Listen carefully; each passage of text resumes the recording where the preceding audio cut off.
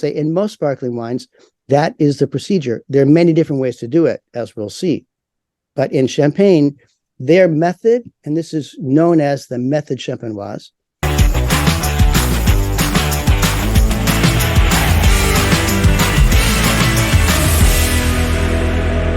If I walked into a champagne tasting and there's 10 different wineries there, there's only a handful of ways to make it. Is that accurate, or am I oversimplifying it? Yes and no. It is a very sort of stable process. You have to make a base wine, so you ferment grapes, and in Champagne, typically because of its location, and you never knew what area was going to get hit with hail or rain and not have any grapes at all. So they started sourcing different grape varieties from different areas throughout the extensive Champagne area. So and they would blend them together to make a decent wine, a drinkable wine that could then be kind of manipulated and sweetened and whatever. So you have the base wine, right? After the fermentation of the grapes that have harvested and blended in whatever way you want, there's the base wine. Then to that, and this happens usually in a large container. Originally, it was in a large kind of cask. Now it's usually in a stainless steel tank.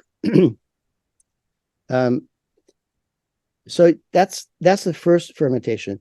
After that, the wine is removed, and then it's called the tirage in French. So they add there's a liqueur de tirage, that it consists of primarily sugar, could be beet sugar or cane sugar or almost any kind of sugar, and yeast, and that was added to the base wine.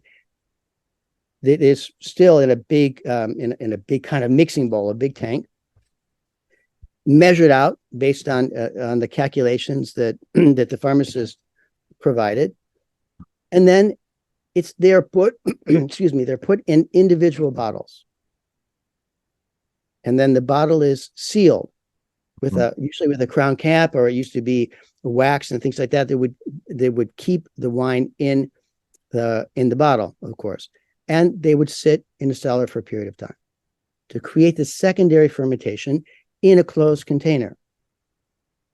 So it's just like the previous, like the initial fermentation process, where yeast, where the sugar goes to the yeast that is added to it, or that comes from the skins on the grapes naturally, and that creates this combination of sugar and yeast creates alcohol and carbon dioxide. The carbon dioxide goes up, the alcohol stays in, and that's how wine is made. But because it's in an open container, the carbon dioxide goes out. In a closed container, in this case, a bottle, the carbon dioxide that was given off from the second fermentation was trapped inside the bottle. So once you open the bottle, the carbon dioxide would come up and out. And that's where it comes from. That is what gives it the sparkle. Beautiful. And that's very in any well, I should say in most sparkling wines, that is the procedure. There are many different ways to do it, as we'll see. But in Champagne, their method, and this is known as the method champenoise, was to carry out the secondary fermentation in a closed bottle. And then after that, the third part, they make the method champenoise, is removing the sediment from the wine. Okay, so the class is Beyond Bubbles, Wednesday, December 13th. Tickets are on sale now. It's coming up very quickly.